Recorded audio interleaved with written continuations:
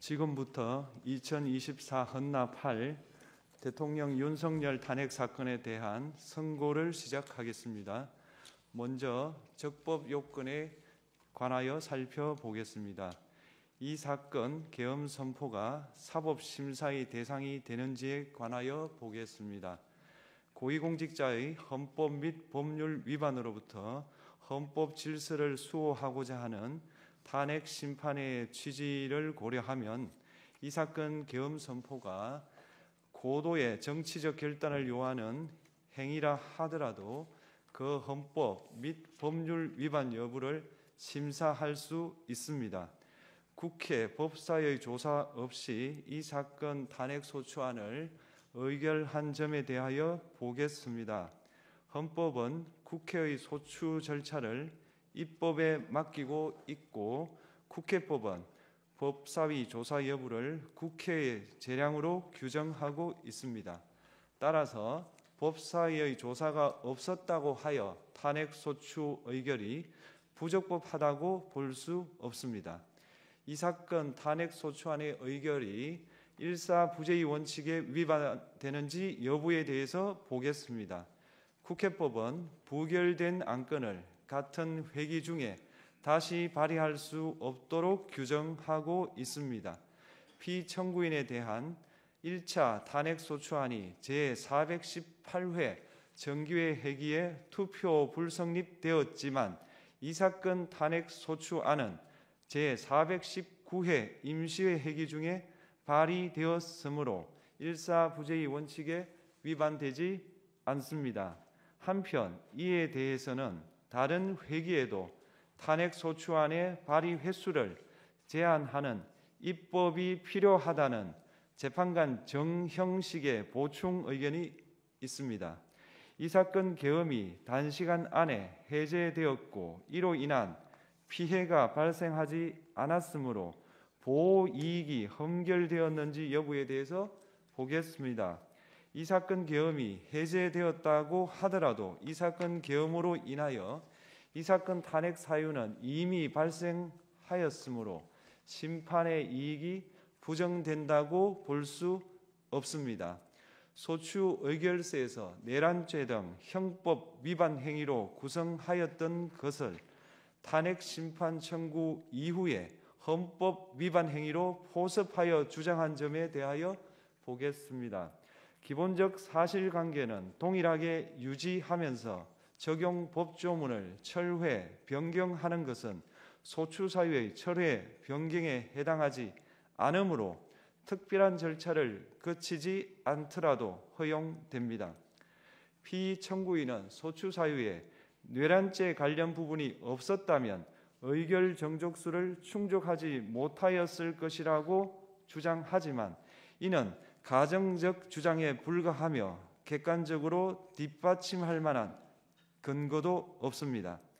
대통령의 지위를 탈취하기 위하여 탄핵 소추권을 남용하였다는 주장에 대하여 보겠습니다.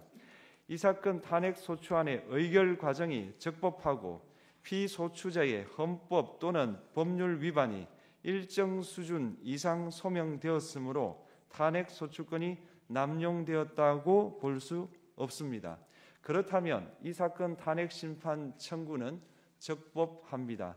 한편 증거법칙과 관련하여 탄핵 심판 절차에서 형사소송법상 전문법칙을 완화하여 적용할 수 있다는 재판관 이미선, 김형두의 보충 의견과 탄핵 심판 절차에서 앞으로는 전문법칙을 보다 엄격하게 적용할 필요가 있다는 재판관 김복형, 조한창의 보충 의견이 있습니다.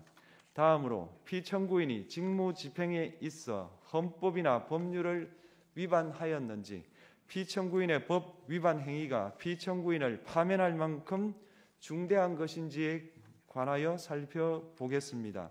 우선 소추 사유별로 살펴보겠습니다. 1. 이 사건 계엄 선포에 관하여 보겠습니다. 헌법 및 계엄법에 따르면 비상계엄 선포의 실체적 요건 중 하나는 전시, 사변 또는 이에 준하는 국가 비상사태로 저가 교전 상태에 있거나 사회 질서가 극도로 교란되어 행정 및 사법 기능의 수행이 현저히 곤란한 상황이 현실적으로 발생하여야 한다는 것입니다. 피청구인은 야당이 다수 의석을 차지한 국회의 이례적인 탄핵소추 추진, 일방적인 입법권 행사 및 예산 삭감 시도 등의 전횡으로 인하여 위와 같은 중대한 위기사항이 발생하였다고 주장합니다.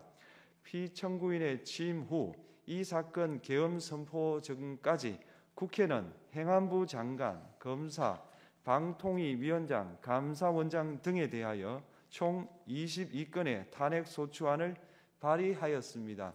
이는 국회가 탄핵소추 사유의 위헌위법성에 대해 숙고하지 않은 채 법 위반의 의혹에만 근거하여 탄핵심판 제도를 정부에 대한 정치적 압박 수단으로 이용하였다는 우려를 낳았습니다. 그러나 이 사건 계엄 선포 당시에는 검사 1인 및 방통위위원장에 대한 탄핵 심판 절차만이 진행 중이었습니다. 피청구인이 야당이 일방적으로 통과시켜 문제가 있다고 주장하는 법률안들은 피청구인이 제의를 요구하거나 공포를 보류하여 그 효력이 발생되지 않은 상태였습니다. 2025년도 예산안은 2024년 예산을 집행하고 있었던 이 사건 계엄 선포 당시 상황에 어떠한 영향을 미칠 수 없고 위 예산안에 대하여 국회 예결특위의 의결이 있었을 뿐 본회의의 의결이 있었던 것도 아닙니다. 따라서 국회의 탄핵소추, 입법, 예산안 심의 등의 권한 행사가 이 사건 계엄 선포 당시 중대한 위기 상황을 현실적으로 발생시켰다고 볼 수 없습니다. 국회의 권한 행사가 위법, 부당하더라도 헌법재판소의 탄핵 심판, 피청구인의 법률안 제의 요구 등 평상시 권력 행사 방법으로 대처할 수 있으므로 국가 긴급권의 행사를 정당화할 수 없습니다. 피청구인은 부정선거 의혹을 해소하기 위하여 이 사건 계엄을 선포하였다고도 주장합니다. 그러나 어떠한 의혹이 있다는 것만으로 중대한 위기 상황이 현실적으로 발생하였다고 볼 수는 없습니다. 또한 중앙선관위는 제22대 국회의원 선거 전에 보안 취약점에 대하여 대부분 조치하였다고 발표하였으며 사전, 우편, 투표함, 보관장소, CCTV 영상을 24시간 공개하고 개표 과정에 수검표 제도를 도입하는 등의 대책을 마련하였다는 점에서도 피청구인의 주장은 타당하다고 볼 수 없습니다. 결국 피청구인이 주장하는 사정을 모두 고려하더라도 피청구인의 판단을 객관적으로 정당화할 수 있을 정도의 위기 상황이 이 사건 계엄 선포 당시 존재하였다고 볼 수 없습니다. 헌법과 계엄법은 비상계엄 선포의 실체적 요건으로 병력으로서 군사상의 필요에 응하거나 공공의 안녕 질서를 유지할 필요와 목적이 있을 것을 요구하고 있습니다. 그런데 피청구인이 주장하는 국회의 권한 행사로 인한 국정마비 상태나 부정선거 의혹은 정치적, 제도적, 사법적 수단을 통하여 해결하여야 할 문제이지 병력을 동원하여 해결할 수 있는 것이 아닙니다. 피청구인은 이 사건 계엄이 야당의 전횡과 국정위기 상황을 국민에게 알리기 위한 경고성 계엄 또는 호소형 계엄이라고 주장하지만 이는 계엄법이 정한 계엄 선포의 목적이 아닙니다. 또한 피청구인은 계엄 선포에 그치지 아니하고 군경을 동원하여 국회의 권한 행사를 방해하는 등의 헌법 및 법률 위반 행위로 나아갔으므로 경고성 또는 호소형 계엄이라는 피청구인의 주장을 받아들일 수 없습니다. 그렇다면 이 사건 계엄 선포는 비상계엄 선포의 실체적 요건을 위반한 것입니다. 다음으로 이 사건 계엄 선포가 절차적 요건을 준수하였는지에 관하여 보겠습니다. 계엄 선포 및 계엄 사령관 임명은 국무회의의 심의를 거쳐야 합니다. 피청구인이 이 사건 계엄을 선포하기 직전에 국무총리 및 9명의 국무위원에게 계엄 선포의 취지를 간략히 설명한 사실은 인정됩니다. 그러나 피청구인은 계엄사령관 등 이 사건 계엄의 구체적인 내용을 설명하지 않았고 다른 구성원들에게 의견을 진술할 기회를 부여하지 않은 점을 고려하면 이 사건 계엄 선포에 관한 심의가 이루어졌다고 보기도 어렵습니다. 그 외에도 피청구인은 국무총리와 관계 국무위원이 비상계엄 선포문에 부서하지 않았음에도 이 사건 계엄을 선포하였고 그 시행 일시, 시행 지역 및 계엄사령관을 공고하지 않았으며 지체 없이 국회에 통고하지도 않았으므로 헌법 및 계엄법이 정한 비상계엄 선포의 절차적 요건을 위반하였습니다. 2.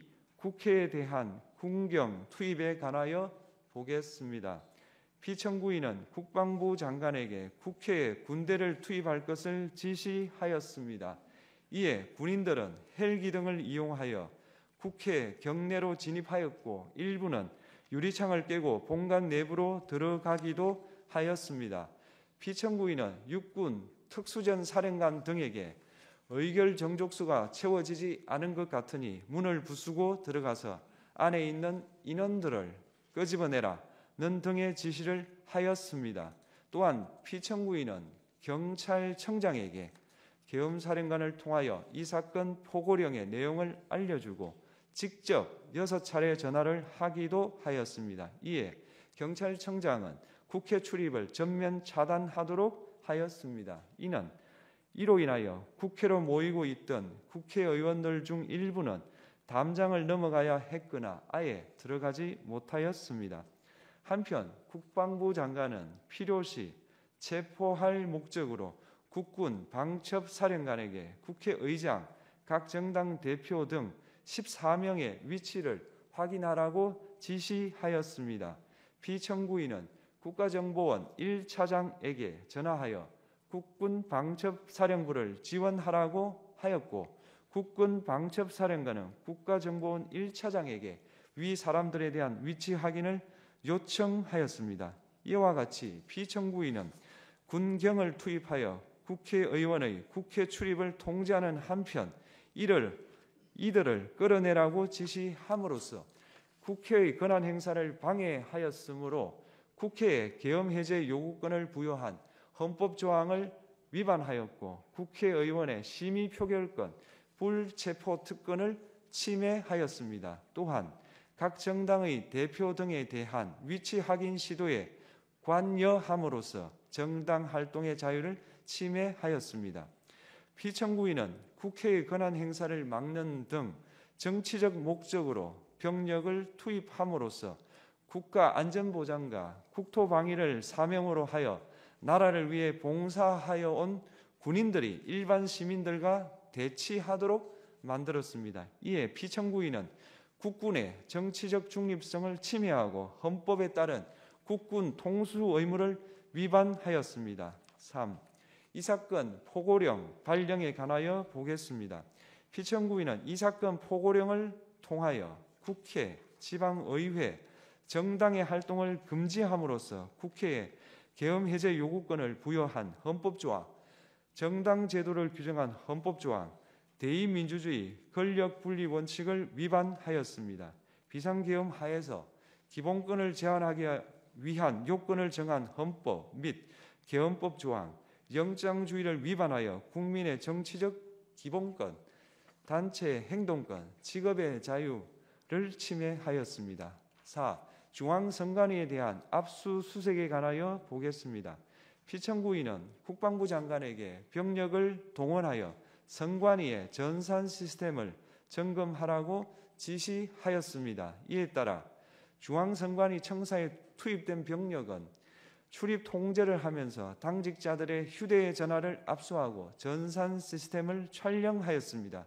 이는 선관위에 대하여 영장 없이 압수수색을 하도록 하여 영장주의를 위반한 것이자 선관위의 독립성을 침해한 것입니다. 5. 법조인에 대한 위치 확인 시도에 관하여 보겠습니다. 앞서 말씀드린 바와 같이 피청구인은 필요시 체포할 목적으로 행해진 위치 확인 시도에 관여하였는데 그 대상에는 퇴임한 지 얼마 되지 않은 전 대법원장 및 전 대법관도 포함되어 있었습니다. 이는 현직 법관들로 하여금 언제든지 행정부에 의한 체포 대상이 될 수 있다는 압력을 받게 함으로 사법권의 독립을 침해한 것입니다. 지금까지 살펴본 피청구인의 법 위반 행위가 피청구인을 파면할 만큼 중대한 것인지 관하여 보겠습니다. 피청구인은 국회와의 대립상을 타개할 목적으로 이 사건 계엄을 선포한 후 군경을 투입시켜 국회의 헌법상 권한 행사를 방해함으로써 국민 주권주의 및 민주주의를 부정하고 병력을 투입시켜 중앙선관위를 압수수색하도록 하는 등 헌법이 정한 통치구조를 무시하였으며 이 사건 포고령을 발령함으로써 국민의 기본권을 광범위하게 침해하였습니다. 이러한 행위는 법치국가 원리와 민주국가 원리의 기본 원칙들을 위반한 것으로 그 자체로 헌법 질서를 침해하고 민주공화정의 안정성에 심각한 위해를 끼쳤습니다. 한편 국회가 신속하게 비상계엄 해제 요구를 결의할 수 있었던 것은 시민들의 저항과 군경의 소극적인 임무 수행 덕분이었으므로 이는 피청구인의 법 위반에 대한 중대성 판단에 영향을 미치지 않습니다. 대통령의 권한은 어디까지나 헌법에 의하여 부여받은 것입니다. 피청구인은 가장 신중히 행사되어야 할 권한이 국가 긴급권을 헌법에서 정한 한계를 벗어나 행사하여 대통령으로서의 권한 행사에 대한 불신을 초래하였습니다. 피청구인이 취임한 이래 야당이 주도하고 이례적으로 많은 탄핵 소추로 인하여 여러 고위공직자의 권한 행사가 탄핵 심판 중 정지되었습니다. 2025년도 예산안에 관하여 헌정사상 최초로 국회 예산결산특별위원회에서 정액 없이 감액에 대해서만 야당 단독으로 의결하였습니다. 피청구인이 수립한 주요 정책들은 야당의 반대로 시행될 수 없었고 야당은 정부가 반대하는 법률안들을 일방적으로 통과시켜 피청구인의 제의 요구와 국회의 법률안 의결이 반복되기도 하였습니다. 그 과정에서 피청구인은 야당의 전횡으로 국정이 마비되고 국익이 현저히 저해되어 가고 있다고 인식하여 이를 어떻게든 타개하여야만 한다는 막중한 책임감을 느끼게 되었을 것으로 보입니다. 피청구인이 국회의 권한 행사가 권력 남용이라거나 국정 마비를 초래하는 행위라고 판단한 것은 정치적으로 존중되어야 합니다. 그러나 피청구인과 국회 사이에 발생한 대립은 일방의 책임에 속한다고 보기 어렵고 이는 민주주의 원리에 따라 해소되어야 할 정치의 문제입니다. 이에 관한 정치적 견해의 표명이나 공적 의사결정은 헌법상 보장되는 민주주의와 조화될 수 있는 범위에서 이루어져야 합니다.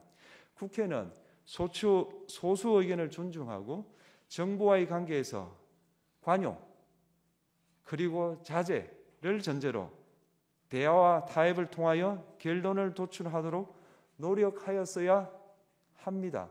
피청구인 역시 국회의 대표인 국회를 협치의 대상으로 존중하였어야 합니다. 그럼에도 불구하고 피청구인은 국회를 배제의 대상으로 삼았는데 이는 민주정치의 전제를 허무는 것으로 민주주의와 조화된다고 보기 어렵습니다. 피청구인은 국회의 권한 행사가 다수의 횡포라고 판단했다 하더라도 헌법이 예정한 자구책을 통해 견제와 균형이 실현될 수 있도록 하였어야 합니다. 피청구인은 취임한 때로부터 약 2년 후에 치러진 국회의원 선거에서 피청구인이 국정을 주도하도록 국민을 설득할 기회가 있었습니다. 그 결과가 피청구인의 의도에 부합하지 않더라도 야당을 지지한 국민의 의사를 배제하려는 시도를 하여서는 안 되었습니다. 그럼에도 불구하고 피청구인은 헌법과 법률을 위반하여 이 사건 계엄을 선포함으로써 국가 긴급권 남용의 역사를 재현하여 국민을 충격에 빠뜨리고 사회, 경제, 정치, 외교 전 분야의 혼란을 야기하였습니다. 국민 모두의 대통령으로서 자신을 지지하는 국민을 초월하여 사회 공동체를 통합시켜야 할 책무를 위반하였습니다. 군경을 동원하여 국회 등 헌법기관의 권한을 훼손하고 국민의 기본적 인권을 침해함으로써 헌법소의 책무를 저버리고 민주공화국의 주권자인 대한국민의 신임을 중대하게 배반하였습니다. 결국 피청구인의 위법 행위는 국민의 신임을 배반한 것으로 헌법소의 관점에서 용납될 수 없는 중대한 법 위반 행위에 해당합니다. 피청구인의 법 위반 행위가 헌법 질서에 미친 부정적 영향과 파급 효과가 중대하므로 피청구인을 파면함으로써 얻는 헌법소의 이익이 대통령 파면에 따르는 국가적 손실을 압도할 정도로 크다고 인정됩니다. 이에 재판관 전원의 일치된 의견으로 주문을 선고합니다. 탄핵 사건이므로 선고 시각을 확인하겠습니다. 지금 시각은 오전 11시